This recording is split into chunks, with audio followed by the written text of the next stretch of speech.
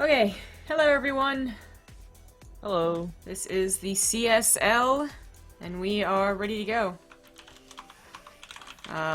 Tonight we'll be having two matches, two best of fives. They'll be between George Washington and Western Ontario, which is going to be seeing right now, and then later on Rutgers versus Waterloo. Let's get the music off and let's. Oh, what the? Okay, maybe we're not so ready to go. It happens. It happens. So, how was your day while you sort these things? Well, I had to take care of all my cats at the vet, so it's been a very not stressful per se, but wrangling cats is pretty difficult. So I Did got a pretty you good workout. did you take a video as requested? I didn't. There's I don't Uh, know how I was gonna take a video, the Benny Hill music, man. I was looking forward to it. Watching you chase cats around back and forth. right? Or was it like you alert them, and then when you alert them, Ziggy just hides everywhere. So So he's like, something's up. Apollo's not on his post. no, Apollo was like a little dick, man. He like kept on like poking his head into all the cats that were like in the cages, right? Like almost ready to go. So he was the last to go in, and he was just like, "No, wait! I know this is gonna happen. No!" Showed him for being a little tool. Aw. I don't see this guy. I don't see this guy. Swear to So God, man. I'm presently rushing to save my game in Stardew Valley so I can focus on the matches with you tonight. Oh, there it But currently I have to argue with this old guy who thinks the music's too loud. God damn it. is. This game is really awesome and really tedious all at the same time.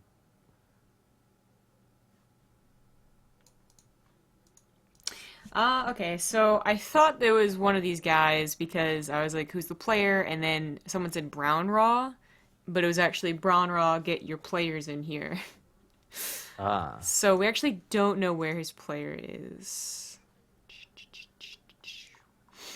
So I don't know. Usually in cases like this, they just let the other games go first. So like the second 1v1 or the third, 2v2 or something.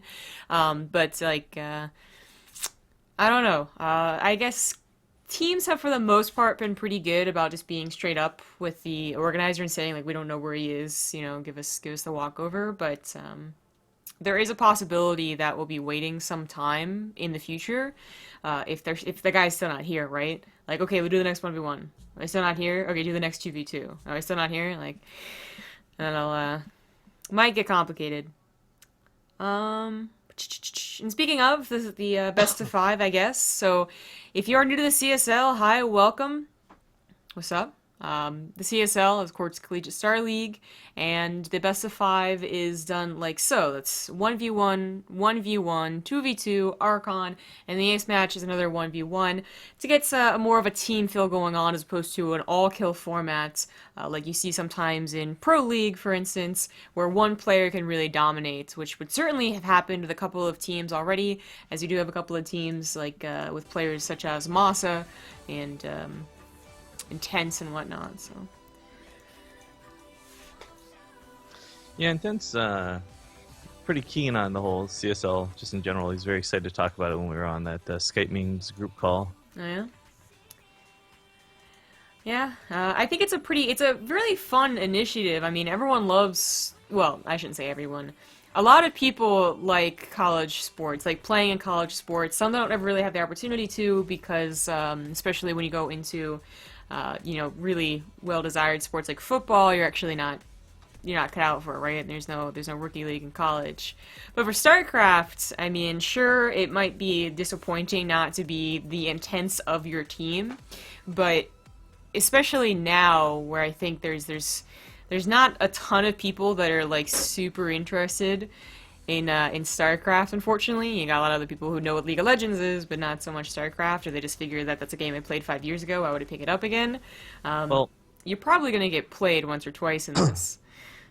one thing I had talked about when we brought it up on that show, and by the way, I'm sorry guys, I'm probably gonna be talking with the halls in my mouth for most of the night tonight. One thing I found most interesting about it is, well, it's not going to be something that immediately pays off for some. CSL, TESPA, these sort of like college initiates, it does somewhat invest in StarCraft's future, which is nice to see. Hopefully, engaging people who may not have otherwise heard about the game. They play, they train, they become good later on, or maybe it just gives the pros, like Intense and others, the financial assistance to continue trying to play StarCraft 2 as a career. Yeah. It is definitely a great, like, program or whatever you want to call it. It's a tournament, I guess, technically. Of course, the money is scholarship money is the prize here, as well as a chance to play in front of a live crowd, which is always pretty cool. At DreamHack Austin in May, we're actually close to the playoffs. This is the second to last week. So some of these teams are probably already out, unfortunately. Teams with pretty bad score, which I believe one of these teams does unfortunately have. We have George Washington with a 4-1 score, actually looking pretty good. And then we have Western Ontario, who's 1-4, kind of the flip of it, right? And is not looking pretty good. So wait, this was a forfeit then, or what? It looks like it'll be a forfeit. So these guys owned up and they were like, our guy's apparently too sick to play. So they just forfeit game number 1. So I do believe that will just put George Washington up 1, and they are the team that has the good score. So unfortunately, oh, it's called Western University Wega? GWU. No idea. Western Ontario is what. I don't know what Wega is. It's just called Western University on the roster sign up. But anyways, they already start off bad, and they have unfortunately a bad overall score. But alright, game number 2. Let's get that set up. So that's actually going to be on Ruins. And I think that the guy I invited last time, yeah, he is now playing. So, Brown Raw.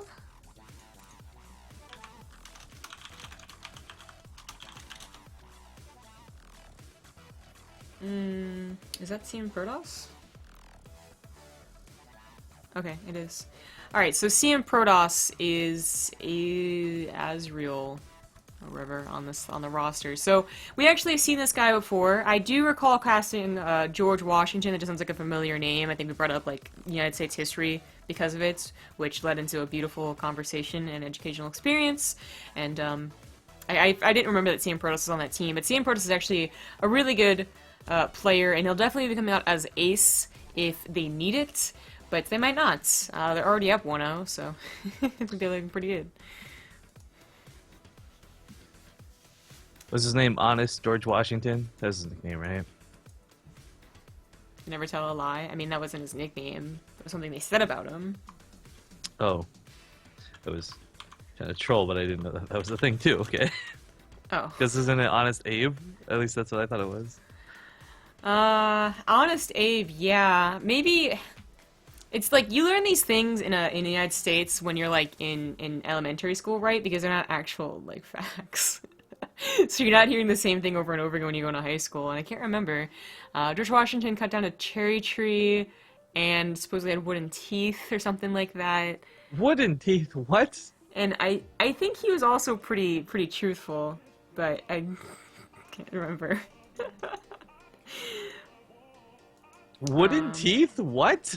Yeah, I don't know why that was a thing, but one of our important founding fathers had wooden teeth. All right, like that much I do remember. Like all of his teeth were replaced by wood. Like, was that a choice? I don't know. I don't know. Isn't that what they did when like you got a teeth out in the old times? People do like grills and shit. So, well, like, I have like fake teeth, right? I have fake teeth, so there's no like beautifully done, totally real looking fake teeth back in the day. But you still wanted to have your chompers, so get some wooden teeth in there. Okay. Okay, we're ready, I guess. Brown Rog, go. Learn American history on the CSL. Whoop!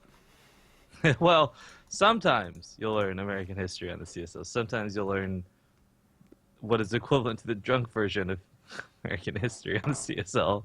It depends whether it's coming from me or Zombie Grub. Just, okay, well, I assume they're ready to go. Just watch Drunk History if you want to watch Drunk American History. Right?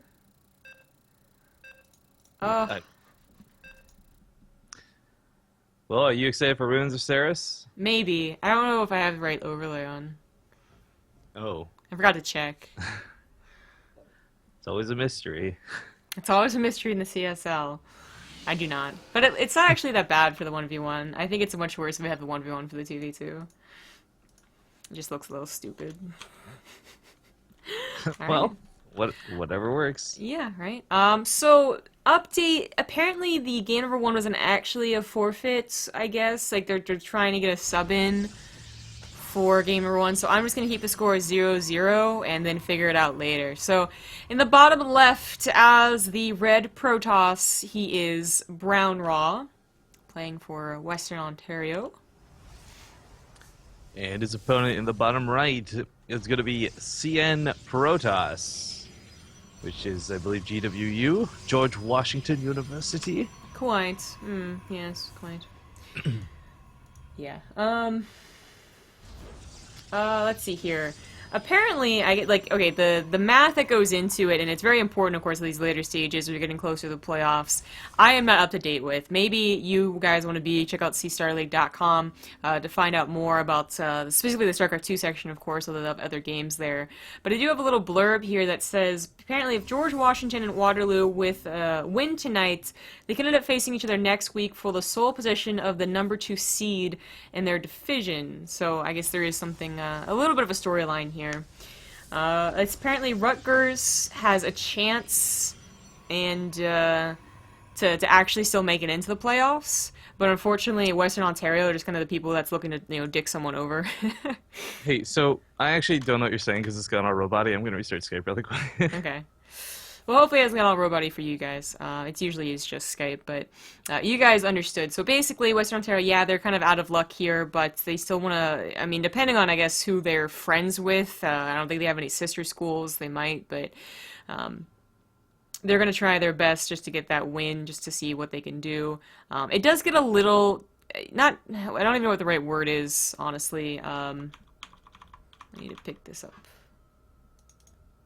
when he calls. But basically, it gets a little, like, I guess hard to be motivated is the best way to put it at the later stages of something like this, where you realize that you've already you're kind of screwed.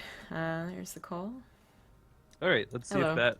Yay! Hello. I can Hello. understand you again. Yay! Okay, so I was just going over how for Ontario, unfortunately for them, they're at a point where like it's really hard to be motivated to be the guys that win. Unfortunately, like they could win, they could maybe be a really important win. In fact, for other people running for the playoffs, but for them to actually, have the motivation to practice at the very least. I don't know if it's really been there this last week or what they're.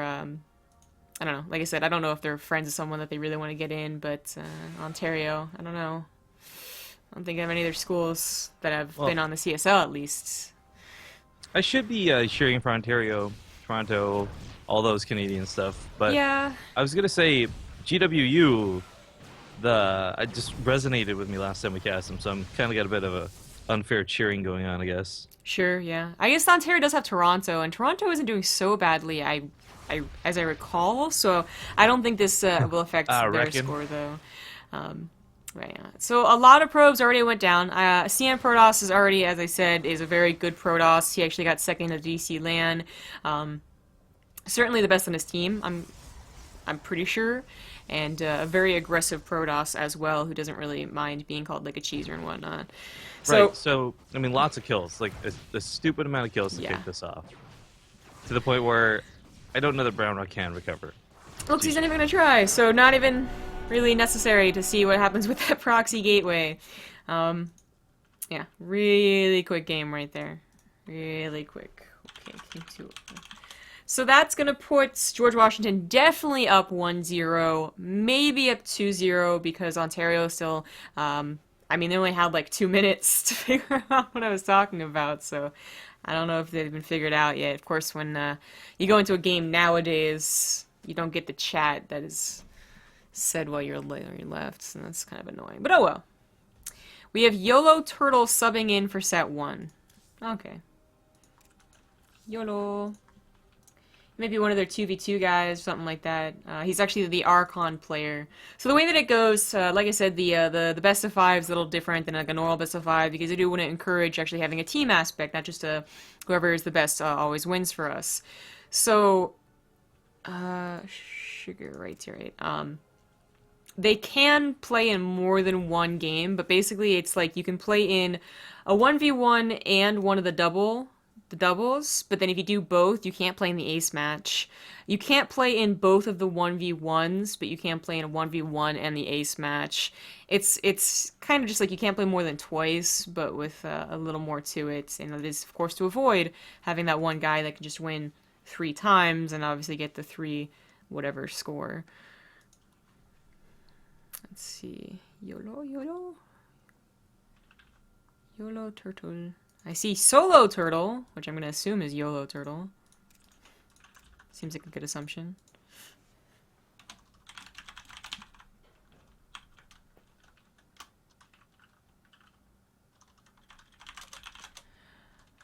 Solo turtle equals YOLO. Get you in here as well. Sorry for not being super chatty. Just gonna chew it on my halls. Yo, I woke up this morning though, and it sucked because I felt not sick. Like I took a bunch of NyQuil, I slept for a long time, I drank a ton of water before I went to bed. I woke up for about half an hour, I felt, oh great, maybe it was just a small tick in my throat, I'm not sick. And then, I don't know what, but something wore off, whatever it was, and I got hit with like a brick. Ugh. It sucks. I have a little bit of the sniffles, and my dad was sick last week with a fairly intense cold. Well, then that doesn't actually mean anything. Okay, they're both ready. Wait. Actually. Uh-oh. That's awkward. Invite me back to the thing. Because Because you have the power. Thank you. that's right, I do.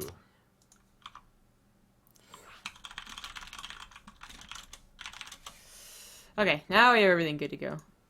I did swap the overlay, because they're not going to the 2v2. We are redoing, well, for the first time, the 1v1. Here we go now.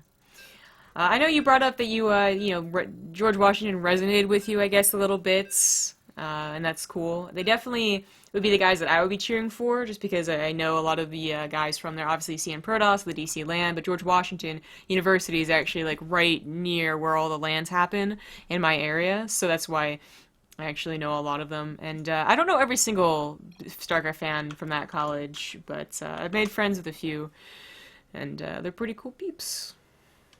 Alright. So, 1v1, mirror matchup, into another 1v1, mirror matchup. Yes, but out of order, believe it or not. So this is like what, the quote-unquote ace match, right? Or how's this work? I don't understand. No, this is just the first 1v1 played Okay, so second. just you played after. Okay. Yeah, because they needed a sub for the first one. All right, and they managed to find someone. Good for them. Yeah, Good for them. they found their Archon player, so he just was like, yeah, sure, why not? Because he's not playing anything else, so that the rules do allow that.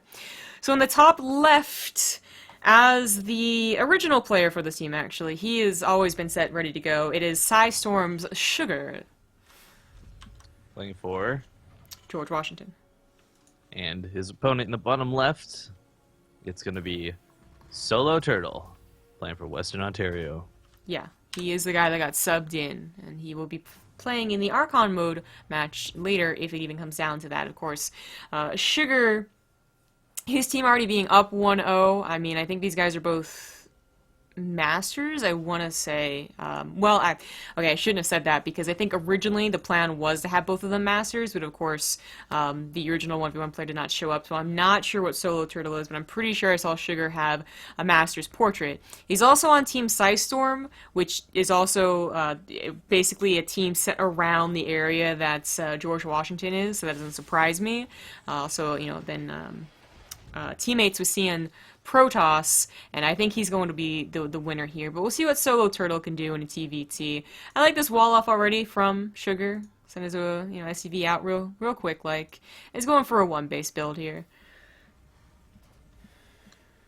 Well, I was gonna say actually, just a quick comment to the Arkham mode player. It's a good thing he stepped up too, because let's assume for a minute it had been a forfeit, right? This would have gone straight to the 2v2, and it would have had they lost that, not even had the opportunity to play an Archon mode match. So it's nice that Solo Turtle gets a little bit of playtime, no matter what. Yeah, yeah, that's true.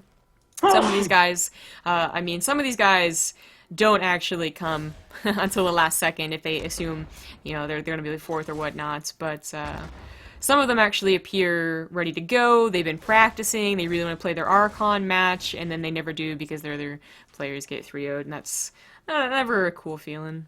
I've been that person once or twice. I was actually usually happy because I had severe stage fright, even though these tournaments I was playing and only had like 10 viewers. But I know some other people don't have that. It seems like you've overcome your stage fright, considering we now broadcast regularly like 4,000. It was never like my casting. I don't care about the fact that like ladder anxiety paired up with letting your team down. Like it's tough, man. I can't let everyone see my supply blocks. It's gonna be too embarrassing. Yeah, which is why I'm not looking forward to the CSN thing. Well, I was gonna say, because every time I play Archon mode, I feel like I get to experience those firsthand. Whatever, man. Alright, so this is some really nice pressure coming out here for Sugar. Of course, he messed up with his one grenade, but that's, whatever. Solo Turtle actually does have to take this really seriously, but unfortunately this is not the cleanest defense we've seen. No, and it's worth noting, we've seen professional players lose to this Hellion Reaper aggression. Yes. No, obviously this is, again, from both players, not the cleanest or most well-performed we've ever seen, but this works out for Sugar. And unfortunately for Solo Turtle, this is something that is starting to snowball. Yeah. As the Hellions get trapped, you're like, great, I clean up the Hellions, but the Reapers are still an issue, that bunker's not done, and now 9 workers have died. And this seems to be the fate of Western Ontario, to just lose a lot of workers. Yeah, well, his teammate lost 13 and then 15. He jump up the north side and go past that bunker entirely. Oh no. Yeah, that was just, the panic SCVs brought forward were actually not a bad idea, but then they felt a little useless for a couple of seconds. The panic bunker was not exactly in their best position. It will stop the Hellions until the supply depot breaks, but even then, it's the Reapers that are still being pumped out that provide the biggest fear, and of course now there's a Banshee on the way, so there's no... Banshee's gonna be killing Blow. There's nothing to kill it. Just learned something cool, though. What's Did that? not know this until just that moment. With the damage of a Reaper, the damage radius of the Reaper grenade is larger than the knockback. I thought they were one and the same. Interesting. I didn't realize that either. The Reaper took damage from the grenade without being launched back. Cool. Well, that's going to send us into our 2v2. So back to the other relay. And I guess just thanks Solo Turtle for coming out, being that subbing for his team. Unfortunately, they're still down 0-2, and George Washington is looking to extend their lead to a 5-1. It was a chance to fight, because if they didn't have a chance at all, then they'd be totally screwed. So it's not it wasn't bad that he came out to play, even if he lost, because it's better than the automatic loss they would have gotten otherwise. Yeah. Also, I don't know where my phone's gone, but I have to find it to do it with copyright claims, so be 1 sec. Okay. Don't actually have to change it to a 1v1. It's going to be on Sludge City. We got the GW guys actually saying here, which I greatly appreciate. Ontario a little less so on the caring side. Katamo and Zyros. Oh, great. It's names you don't want to see when you're going to cast them. Hopefully they have different names. Okay, Eternity is one of these guys. And I'm back sorry about that. Yeah. We do not have XY Hose. That's how I'm going to say his name. She-Hose? XY Hose. Okay. It's all about them hoes. I see how it is. Yeah.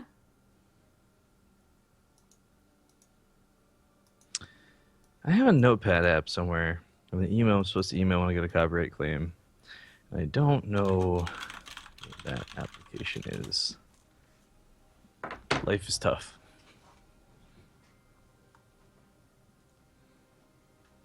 It is. It really is.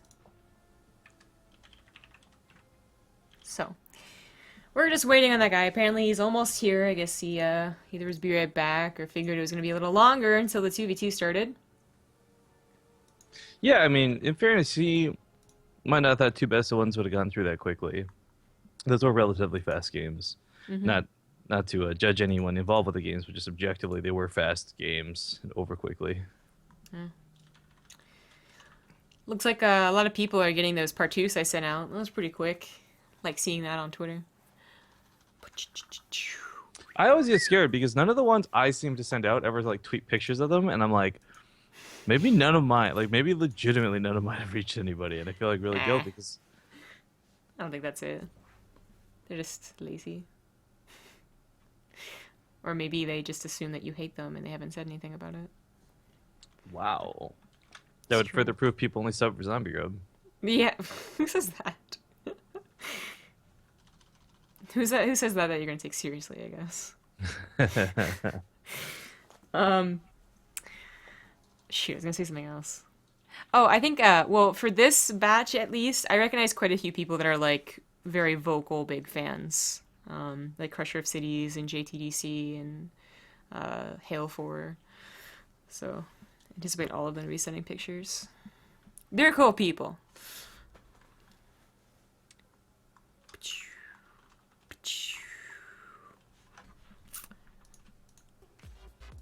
Put some music on. Yeah, as stated at the beginning of this broadcast, Rifkin's sick. Yeah, I just got hammered with the malaise or whatever. I don't know. You could. It's like officially a cold or. I don't know. I was gonna say if you're talking getting hammered, it's like what, one shot, good to go. Right. Yeah, and I was gonna say that also we just we did a 12-hour cast yesterday, and then I had to wrangle cats today, so just in general a little tired. So we're not gonna be so upbeat about this. Looks like this guy's patch is not updating, and there was a patch for whatever reason today. I don't remember why. It's almost done! Yay! And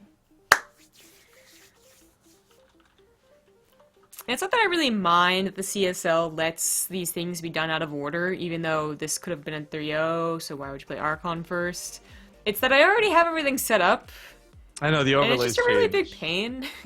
Like, I got 3 out of, well, 4, including Rifkin, people in the lobby, and I just hate changing it. So wait, what? His patch is updating. Oh, I see. Yeah, Scarlet and Kelazur, I think it was, had similar problems recently. Just takes a moment or two.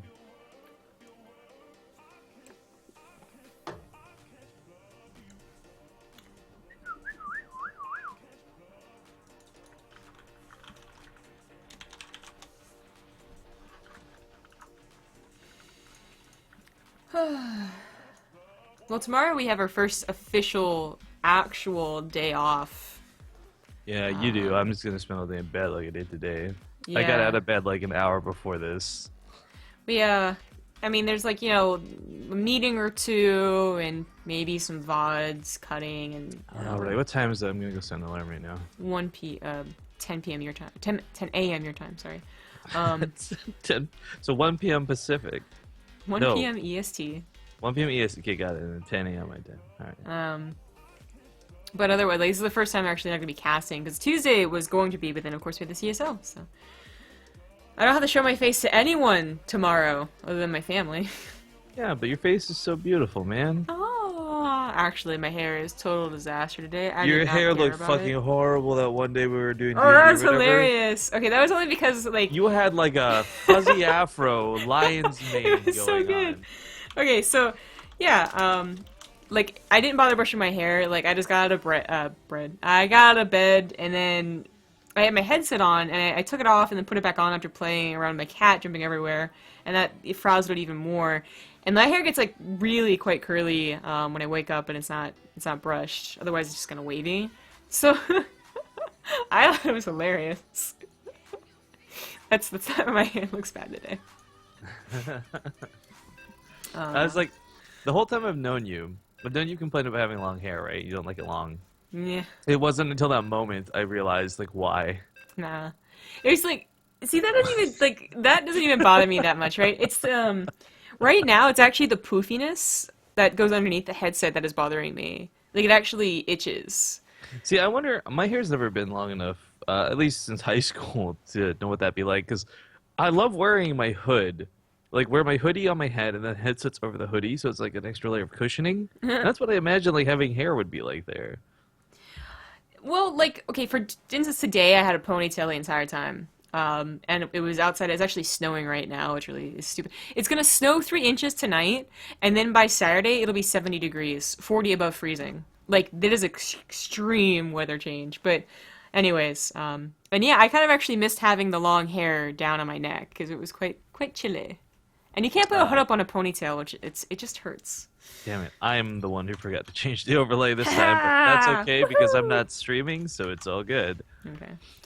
Enough about hair then. In the top left, he is the teal Terran Ornlu and the red Terran Mad, and they are playing for George Washington University. Because they're also up 2-0 in this best of 5 team match. So if they win, Western Ontario will go home with 0 points in their pocket. Yep. But they are fighting, and in the bottom right, it's going to be the combination of, and I'm going to try my best here, Shiro and Eternity. I think it's a good attempt. It's better than the alphabet soup I was gonna go with. I'm holding out for a Shiro. Okay, so, real quick, like, I mean, the guy, you all watching basically know you're here to cheer on your teammates or your friends, or maybe one or two of you just simply like us as casters and you actually found this out, like, ooh, big secret. But, just in case, the 2v2 is a rule of no stacking, which is actually not being used right now, because sometimes you see people go for random, and then they hope to stack, get 2 Terrans or 2 Zerg. Because otherwise you cannot. But we actually do have everyone choosing their race here. Still means that we're going to have a Zerg for each team because it seems to be the best option for 2v2. The 2v2s that we cast last year, that wasn't a hard and fast rule. We did have a couple of like Protoss Terran. I think we might have had like a double Protoss a couple of times or double Zerg. But having a Zerg kind of like can really... They are the best for the early game. They can early pool, be offensive. They can help you in the early game defensively if you're setting up. Terran is that kind of mid-game, like mid-range, I can do anything pretty well. And then Protoss was, back in Art of the Swarm, all about that late game, getting Colossus and a ton of Blink Stalkers and, one punch with a Zerg all in, 2 punch with the Protoss Raffle stomping you with an A move. But it's really different in Legacy of the Void. And I don't know what team combination would actually love the best. But certainly for CSL, we see a Zerg every single time.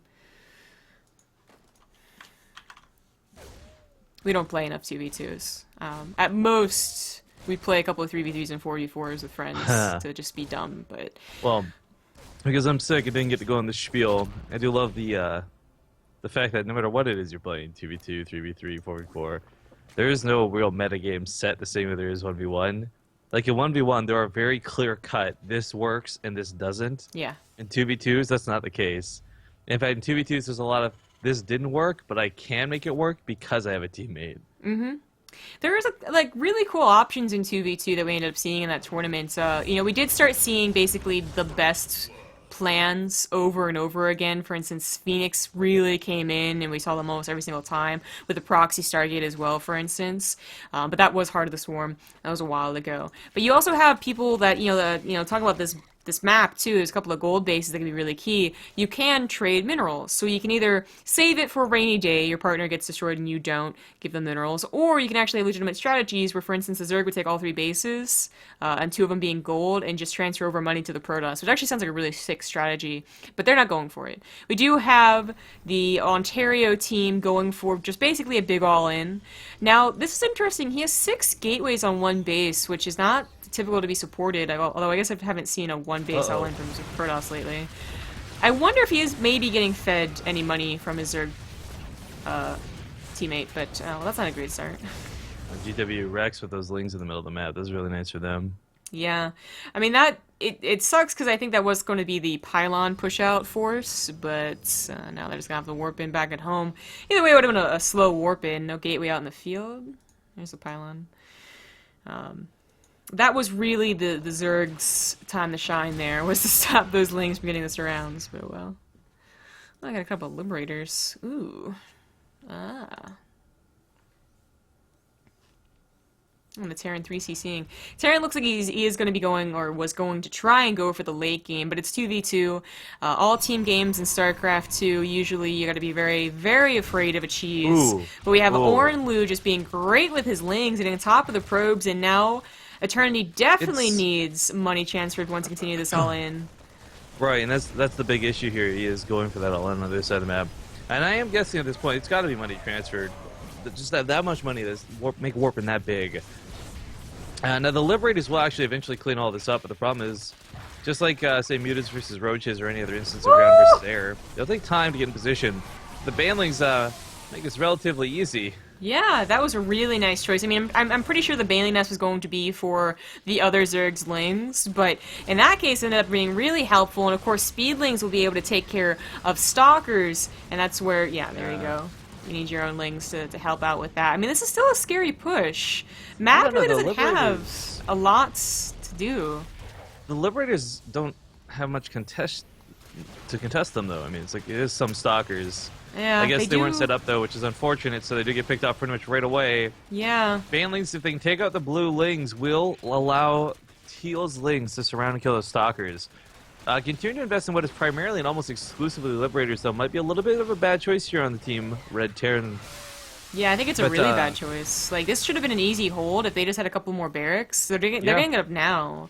I mean, you could even play mech. The thing is, well, mech isn't viable in 1v1s. It works here in 2v2s. The problem is he's just going straight to air, and was hoping, I guess, to over rely on it. It's not a bad idea to have the Zerg teammates try and defend early on, but when it does come to a double all-in, you're going to need both of you to help out, you know? That's just simple math right there. Two armies combined are going to beat one army. But it is that case where, like, okay, maybe they weren't expecting such a big all-in, and they are about to lose to it, so we have a lot of Lings flooding in. Yeah. The Lings will pose a problem to the Roaches for sure. The Liberator gets set up once again, trying his best to hold this ramp, but it's just not looking so good. A wall of bio is not the same as a wall like a depot. That's gonna fall. Should not have lowered that supply depot. Just try to buy as much time as possible, because of course they got to be shouting at each other right now, and you're seeing an Ornlu going being like, okay, try and get up as many riches as possible. I'll hold on as long as possible. It'll be fine, but it is not fine. I imagine it's Teal doing all the yelling too, because he did such a great job getting across the map, picking off the probes. He did. This looked like an already had won game. But by a combination, what we assume is feeding money, otherwise the legacy of what economy is just amazing. Allowing Purple to get to this point, to snowball this far. I mean, the worst part is there was never even a tank out for this. There should have been. The factory's sitting with a tech lab forever. Yeah. This was just the choice on Liberators, I think, cost the game. Because if they had produced anything, if it had been Marines, if it had been tanks, hell, even if it had been Hellions, the Hellions would have cleaned up the Lings. Like, literally, I feel bad saying it because it sounds like I'm really harping on Red Terran, right? But, like, really, literally, any other unit would have been a better choice this game. Yeah, I agree. Actually pick the one worst, because you go Banshees, you get Cloak. You go Ravens, I don't know, Auto Turrets. Like literally, like Liberators are the worst choice here. Yeah, and if they're gonna go for Liberators, like they could have played a little bit smoother, perhaps, and being an entire wall, which is a little too much to ask for with that. They're holding the top of this ramp really well. Teal probably got whatever minerals Mad had left over, but unfortunately wasn't anticipating it, so it doesn't have enough larva to actually use it. So unfortunately that does happen a lot in 2v2. I don't know. Mad's got 0 gas, but 187 resources. Well, Ornlu is banking about 1,000. I mean, that's combination gold base and maybe just because I think, like, in a lot of situations, I don't know, when I play team games, like, he is dying. Yeah, you would think he would have the time to scroll all the way up to send all of his money to his teammate, but maybe he just, you know, clicked like in a hurry. No, he just sent Eternity 1,000 minerals. I'm watching their economy now. Yeah. So he's definitely been feeding him this entire, which is smart. It's intelligent. There's a 2v2 team of Lillikini and Hampy in Europe. They're one of the best 2v2 teams there were in Heart of the Swarms, and one of their disgustingly amazing strategies involved the Terran player just going mule, economy, gave all the money to the Zerg player to just mass roaches. Same sort of concepts going here. Gold base is mining out the back. Blue has no tech whatsoever, but that's because he's relying on Purple to end the game for him. So the funny thing is, this is slowly turning into like a 1v1. Yeah, but this is actually a 1v1 that our Teal Zerg could take. His army supply is actually double that of Eternities, and Gyro or whatever his name is not doing a great job backing it up. I mean, he's just on Lings. And they are coming across the map now. They actually do complicate the situation a little bit. Roach is getting surrounded. Right, well, not even the surround, just the fact that they soak the hits from the roaches, 2 per lane, this cannon fodder that keeps the stalkers alive longer. They work as a literal human, well, Zerg shield. Yeah. Now, on another map, these guys would actually be screwed. Like, there would be no mining right here. For instance, the other map they play on does not have a, Oh, Red needs to get mining and send some money to his partner. Yeah, he just sent the last 170 minerals or so to him, but, it is good that it's this map, otherwise Ornlu would not have a chance here. He gets a concave, but I don't know, I think but Blue maybe... gets stuck behind Purple for this. The Lynx come in at the end of the fight. Yeah, that's true. It's actually not doing so badly. He has new hatcheries, by the way. He got a proxy hatchery a while ago to try and spend all of his money, but I don't know. Like, waiting for them to come to you and I think hoping... at the top of the ramp would have been better. Yeah, hoping that they actually never come to you, like they're too afraid of a concave on the top of the ramp, would have been a better move. But he saw a chance and he tried to take it. Maybe also overestimating how much his income was, as the gold base is actually mined out. There is a bit of necessity here and pressure for time, because while they might not know, they don't have vision, they have to assume that their opponents are expanding. And that's the only reason this calmed down. Purple stopped warping in 10 stalkers at a time because he was going for a Nexus. Now back to 6 warp-ins. Boom. Army picks up, and Teal's going to be in trouble soon. I mean, there's no blink, so the retention on these stalkers isn't so great, but the roaches are simply just roaches versus 2 armies. Yeah. And believe it or not, Ornlu needs gas, not money here, so the mass mule is great and all, and, you know, Terran's trying to get their production back up, but... Yeah, I'll go and say it's this. close. This is probably this is the closest and the best match we've seen in the CSL so far, even including a lot of the 1v1s. Yeah, I agree. Like, Ornlu really is going to have to get a lot of congratulations from his teammates here.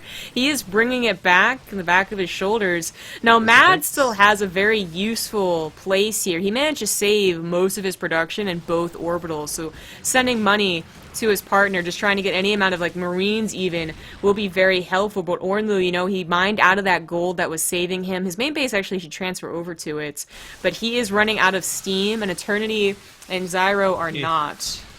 He pulls the mules. That's a little unfortunate.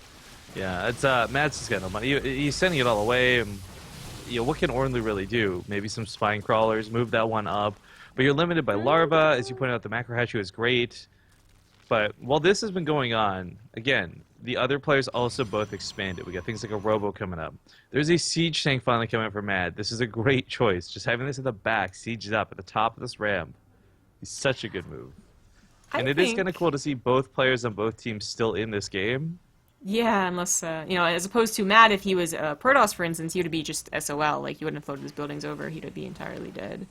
Yeah. Perk of having a Terran teammates. So, you know, with the team backing off here for Ontario, I actually feel better for GW. However, that is a lot to be said about what Mad can do to bring this game back. He is the one that is dragging them behind here with that army supply. But Ornlu, he's got the 3rd base back up. He did make a couple more drones. He's really doesn't need that many more, actually. His main base is also being mined out here. I really liked kind of something that we didn't really pay attention to, but I did see a couple of lings. Oh, misbehaving hits. From Zyro go to the outer edges of the map. They were checking to see if the command centers had just gone over somewhere and were feeding. I do not like Ornlu pressing the issue. I don't mind that he's kind of scaring, you know, the Ontario team, but definitely don't actually commit here. Especially with the Immortals coming out, man. You're just gonna reveal that you have nothing but these roaches. This is gonna be bad news. No, run! Once the banelings are all gone, the Lings could try and surround them and keep them in place for the Protoss army to take down, so yeah, definitely run when you have the chance. We finally have some tech coming down, so you mentioned those tanks were a great first choice, but also the Stim, a couple medevacs. Medevacs can heal teammates. They can also heal, not just Zerg, but Zealots. Pretty cool. If there was a Protoss partner, he could repair his partner, but that's not here. Benefits of 2v2. Well, I mean, medevacs can heal. There's just a little bit of team synergy. Oh, yeah.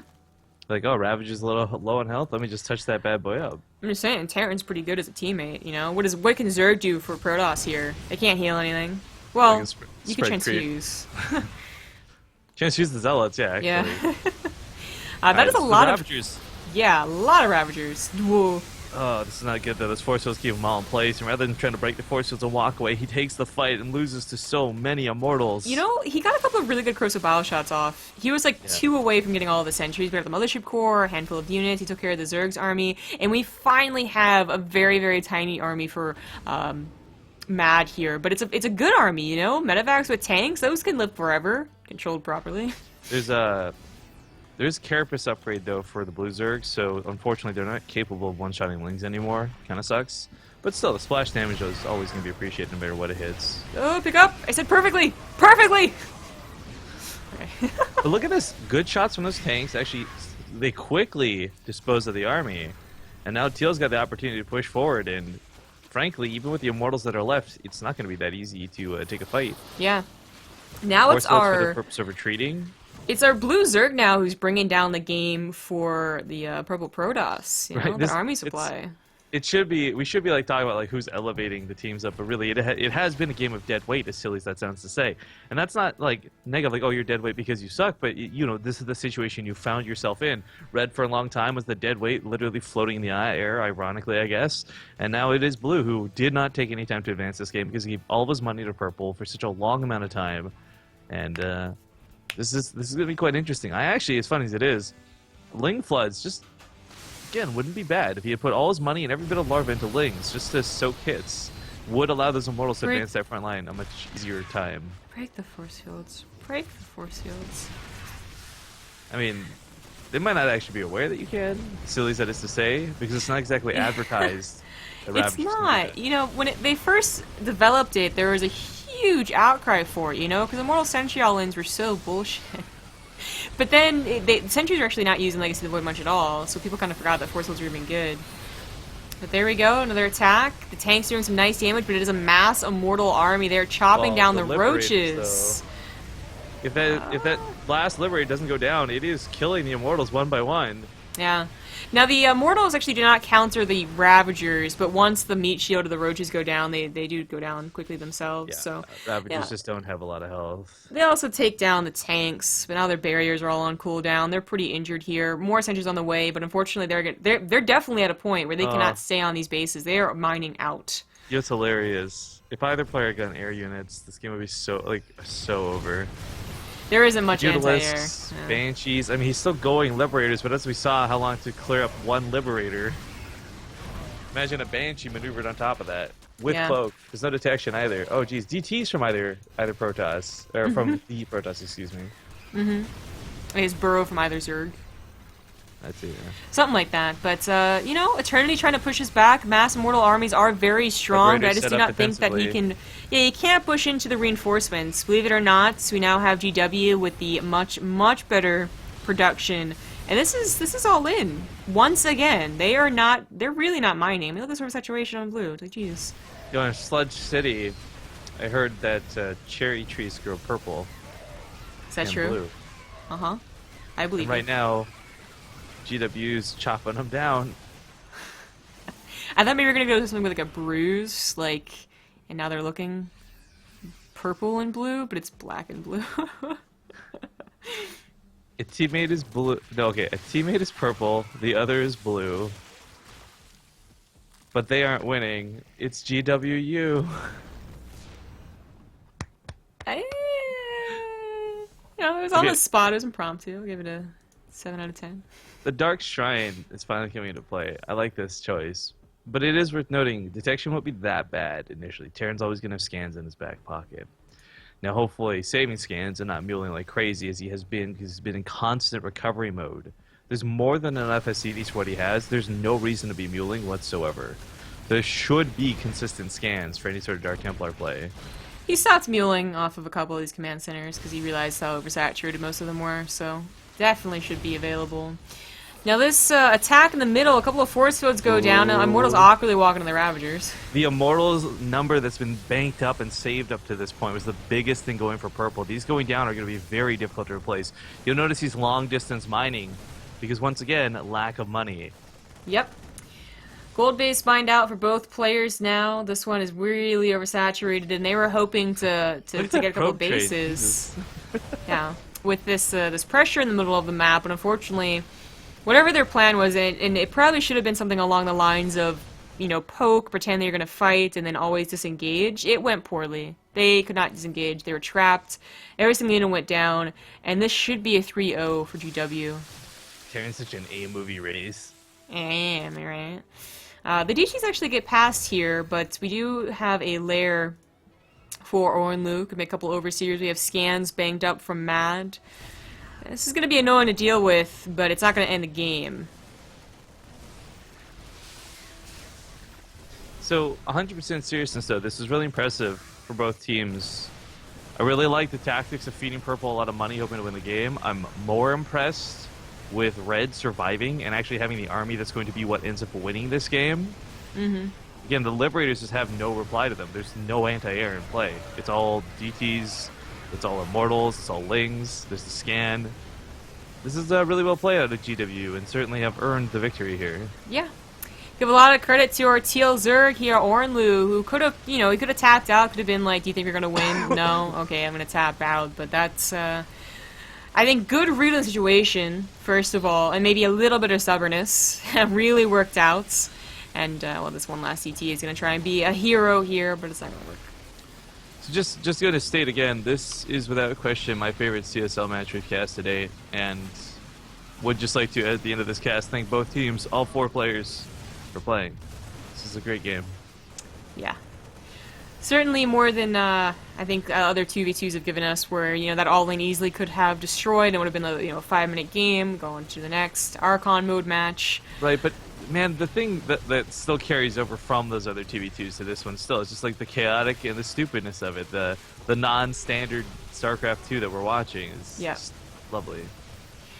Now, as the game just kind of dwindles down here, it's obvious that GW is going to win. There you go. GW will go up to 5-1, a really nice score overall, where Ontario was already out of the running, and it was just kind of the, who are we going to help here or hurt here team. Yeah, well, get some games in, have some fun playing StarCraft too. Let's not forget, for some of these guys, it is actually about just playing. Certainly true. 0. Alright, so we're going to get on to the next match, which will be between Ryerson, no, Rutgers and Waterloo. There you go. And that should be coming up pretty soon, as we're near to the top of the hour, and everyone should be ready to go around this time. We'll come back as soon as the first match is ready, so stay tuned. Thanks for watching.